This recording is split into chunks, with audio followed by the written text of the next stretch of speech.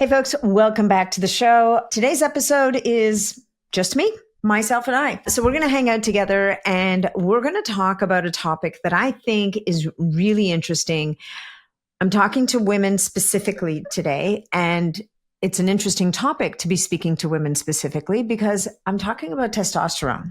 And most people think of testosterone, obviously, as a male sex hormone, and for good reason. It is the main male sex hormone. But what often gets overlooked is that testosterone is very much present in women. We need it, and we really need it after menopause. Not to say that men don't need it. I mean, obviously, it's the dominant hormone for men, just as men also have normal levels of estrogen in their body for many good reasons. Women also have target levels, I shouldn't say normal for men, it's target levels of estrogen. Women have target levels of testosterone in their systems as well. And although I am not a doctor and hormones are not my specialty, I feel that this is a topic that I wanted to bring to you so that you can bring it to your health practitioner, to your medical doctor, in the event that you're thinking about a hormone replacement therapy or you're doing hormone replacement therapy and you're still struggling to build muscle. And look, we know that most of us women struggle to build and maintain muscle. Frankly, we don't build as much muscle as men do. We have to work a lot harder at it. Some women are genetically predisposed to build muscle more easily. We all have the ability to build muscle, but certainly as we age and as we cross the threshold into menopause, building muscle becomes a bigger and bigger deal. It becomes a lot harder to do. So there's many different hormones at play here. We have growth hormone at play. Even estrogen plays a role. But testosterone also plays a very important role when it comes to building muscle, but it plays a role in a bunch of other areas that I wanted to highlight. And too often I'm hearing from women that when they ask their doctors about using testosterone as part of their hormone replenishment, I love that term, hormone replenishment. I learned that from Dr. Annika Becca. Instead of saying hormone replacement, hormone replenishment. So too often they go to their docs and want to bring up the topic of testosterone, including testosterone in their hormone replenishment program, and they too often are just shut down. The doctor's like, you don't need testosterone. What are you talking about? There's no need for you. And it turns out that it may not be as cut and dried at that. Well, most of the hormone replacement specialists in the functional medicine realm would advise that to at very least to look at testosterone included as part of the cocktail of hormones that you're going to be replenishing. And this is because we have it our whole lives. And like all of our other hormones, they tank as we age. So I'm not saying that you absolutely must go out and get testosterone added to your cocktail. But what I am saying is that it might be a really good idea to consider having a conversation with your doctor and thinking about weaving it into your program. So I'm going to give you 10 different reasons why, or 10 different things that testosterone may help with for women, and particularly after menopause. So the first one is improved sexual function. It turns out that testosterone is important for sexual desire, for arousal, for pleasure, and even orgasm. It even helps to address common postmenopausal issues like low libido or what is called HSDD, which is hypoactive sexual desire disorder. So hypo being below, so being low, sexual desire disorder. So basically women just stop wanting sex. Now, this can happen for a variety of different reasons. It's not just about testosterone, but it can be helpful in certain cases. Number 2, increased energy levels. Did you know that as our testosterone levels start to go down during menopause, this can be a contributor to the fatigue that we experience? Now, that doesn't mean that it's the whole reason, because of course we know that as progesterone tanks, we lose the ability to sleep, and that can contribute to fatigue. Fatigue is multifaceted, but it's possible that low testosterone levels could be playing a role here. And it's been observed that by replenishing those testosterone stores or levels, we see a restoration of energy and staying power, stamina. All right. Here's a good one: enhance cognitive function. So we know that the loss of estrogen gives us menopause brain, as we've said, because there are many estrogen receptors in the brain. But it turns out that testosterone also plays a role in mental sharpness, clarity, and memory by supporting brain processes like serotonin regulation and dopamine release. Interesting. Mood stabilization. Testosterone has been shown to improve mood when it's low. So again, I'm going to keep repeating this because I'm not saying that if your testosterone levels are normal or where they need to be, if you add more, you're going to get better. Testosterone, like everything else, like every other hormone, it's very much a sweet spot hormone. But if it's too low, it may be having a negative effect on mood. And replenishing it may help with mood, reduce anxiety, alleviate depressive symptoms that are often associated with menopause. So you may not need an antidepressant. You may need to normalize those testosterone levels. Now, here's a good one: better bone health. Who would have thunk? Postmenopausal women, we know, face an increased risk of osteoporosis due to declining hormone levels. Now, it's not just testosterone. Estrogen plays a role here too, even growth hormone, and it could have to do with diet. It could have to do with lack of exercise. There's a genetic component, but it turns out that testosterone also helps to maintain bone density and strength, like bone strength. Really interesting. Might be part of the missing puzzle in certain cases.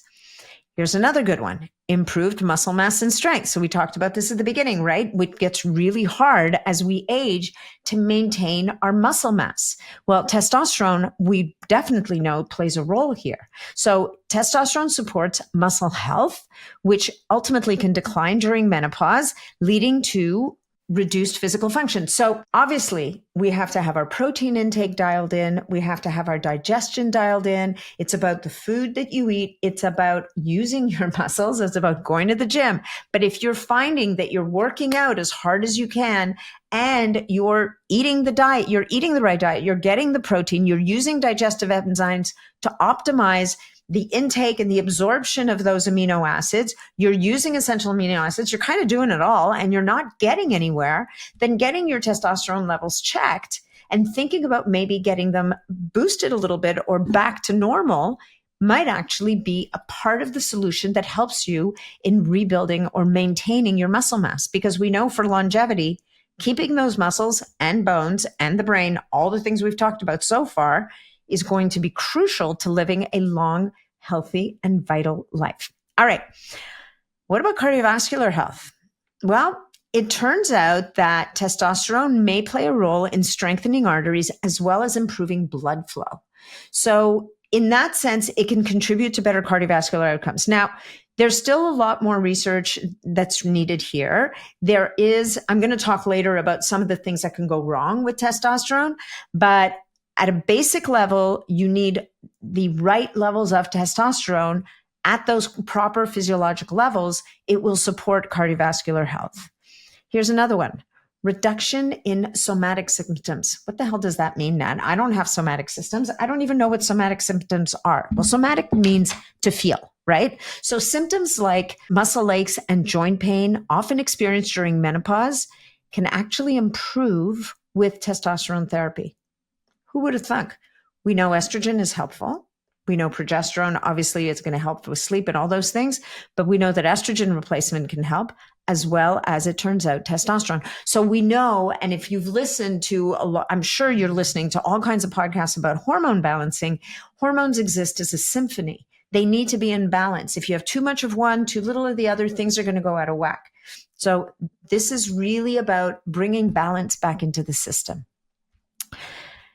Here's another one. This is really interesting because what do we normally associate with better sleep quality? We normally associate progesterone with better sleep quality. Well, it turns out that testosterone supplementation has been linked to improved sleep patterns in some women, which we know is crucial for everything else. Because if we're not sleeping properly, guess what? We're not going to want to exercise. We're not going to be eating the right foods. We're going to be craving carbs like crazy.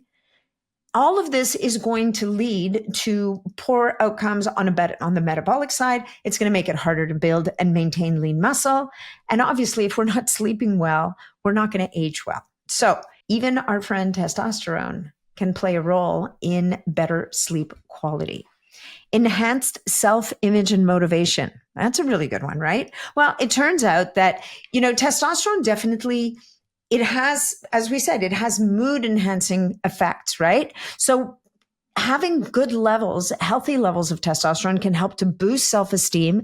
It helps to boost motivation. We know that it gives us drive, as well as an overall sense of well-being by addressing symptoms like fatigue, low libido, all the things. So that's number 10. Now, here's the caveat, right? While we know that testosterone therapy offers these potential benefits, it really needs to be tailored to you. So I am not encouraging you to run out and get your hands on some testosterone, which would be pretty tricky anyway, and just start supplementing away, because this is really a fine-tuned machine thing. So you want to go get your labs done. You want to work with a doctor or practitioner that is really knowledgeable in this area. And what they're going to do is they're going to find that balance between what's the number we want to hit with how you feel. And what are the results? What are the outcomes that are resulting from supplementing with testosterone, if that's the path that is the right path for you? Because it's going to be individual. There's not a magic number for anybody. It depends on the person, and it depends on many, many other factors. According to conventional medicine, there's a lack of long-term safety data. So work with your practitioner. Make sure you're keeping an eye on things. And we're going to talk about what the things are that you're keeping an eye on, by the way. But first, I want to talk to you about methods of administration. So how can you get testosterone? Many of us know that when men supplement with testosterone, they tend to be supplementing with much larger doses. So they're going to be doing an intramuscular injection. They're using a bigger needle.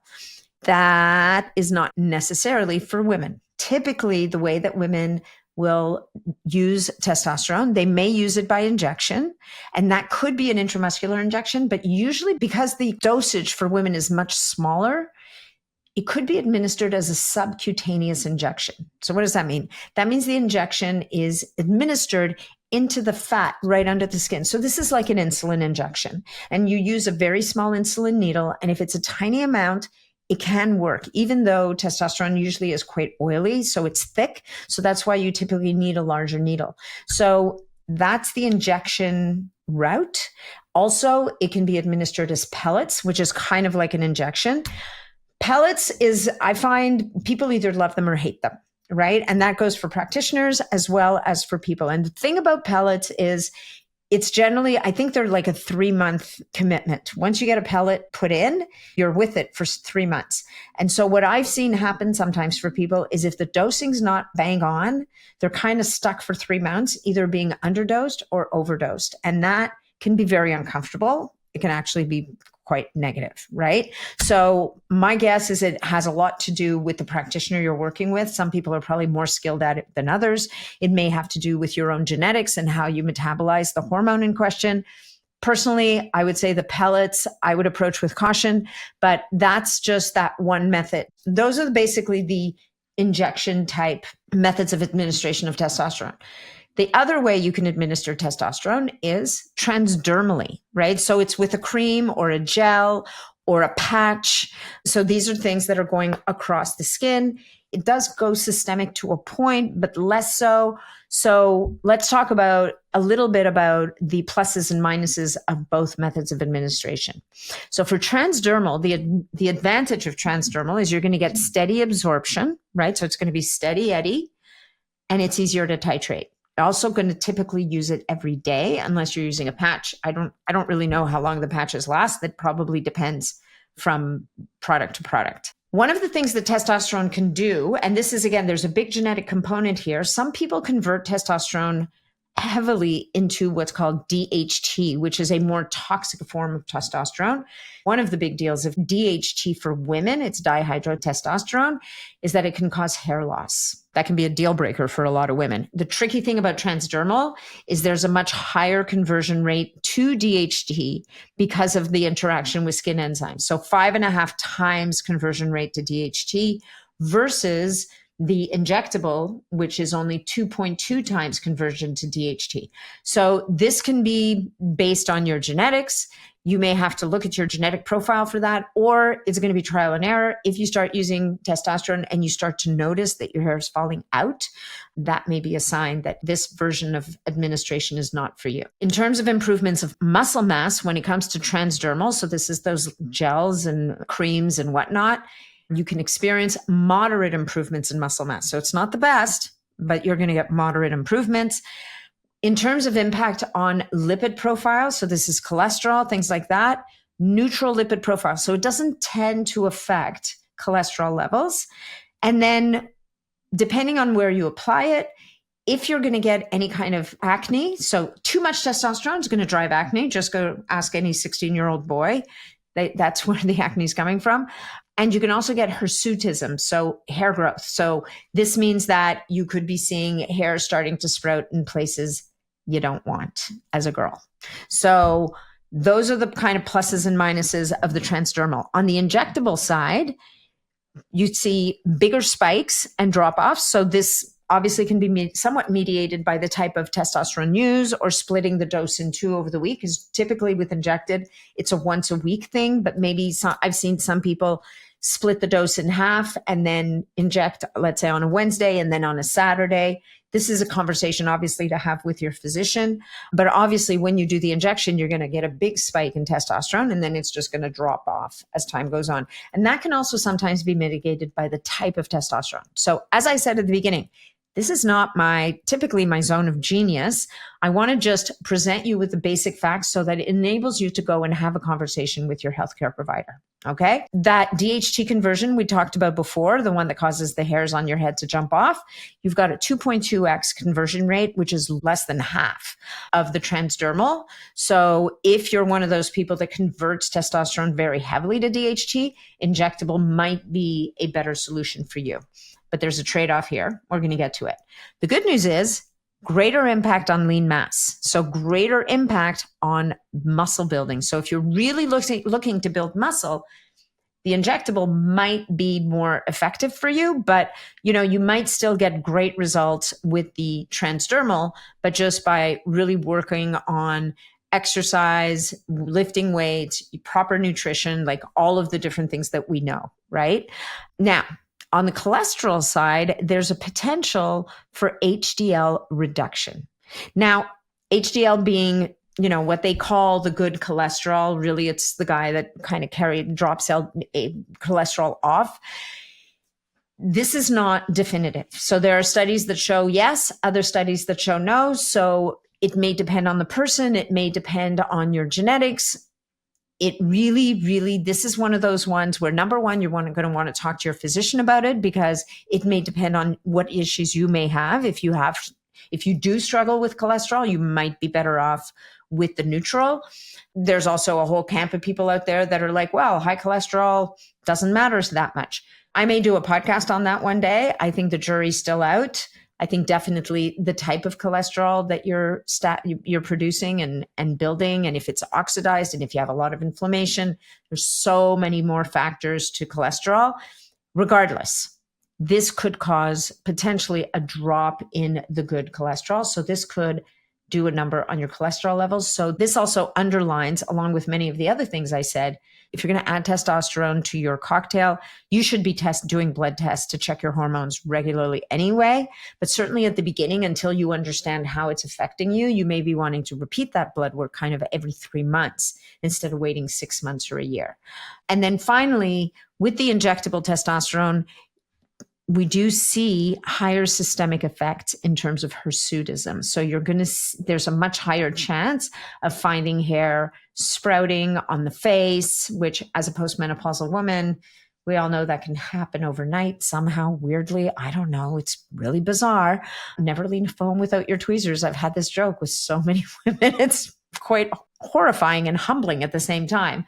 But you might see that you get more of those stray hairs popping up when you're using the injectable form of testosterone.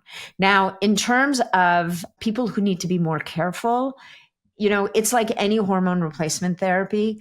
We're going to want to exercise extra caution for women who've had breast cancer, people who have active cardiovascular disease, or liver conditions. Now, this is not because it harms the liver, it causes cardiovascular disease, or it drives breast cancer. I think a lot of this is because there hasn't been enough research, and hopefully that research is coming and it's happening, but it's just a caveat. But again, I think that what's most important here, ladies, speak to your physician. But I think it's really important to have this conversation and to have an eye on testosterone, and do not let people tell you that because you're a woman, testosterone's not for you. It is for you. You need testosterone. You've had it on board your whole life. As you're going through menopause and on the other side of menopause, you're going to need it. You're going to need it just as badly as you did when you were a young woman, and maybe even more so. So I hope you enjoyed this. I hope that this was helpful to you. Let me know if you want me to do more of this kind of stuff. This is really, I would call it mostly a top level kind of introduction to testosterone for women, but it's a really important topic, and it's one that I think too often gets ignored or set aside, or frankly, women even get shut down by their physicians for even asking. So thank you so much for being here. I hope you enjoyed this solo episode.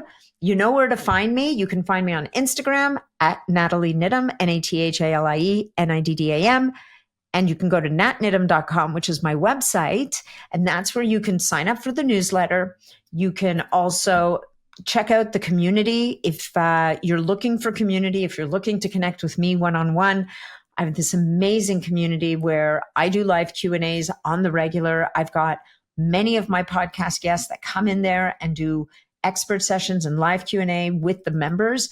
And the members of this community, I got to tell you guys, are fantastic. From really curious, accomplished biohackers to physicians and practitioners. We've got this incredible collective, this kind of hive mind collective of people that love sharing information, lots of N-of-1 experimentation going on. Really, really fun space and very safe. It's off the Meta platform, so it's private. We get to talk about what we need to talk about in a responsible way without any kind of outside censorship. All right. So all that's at natniddam.com.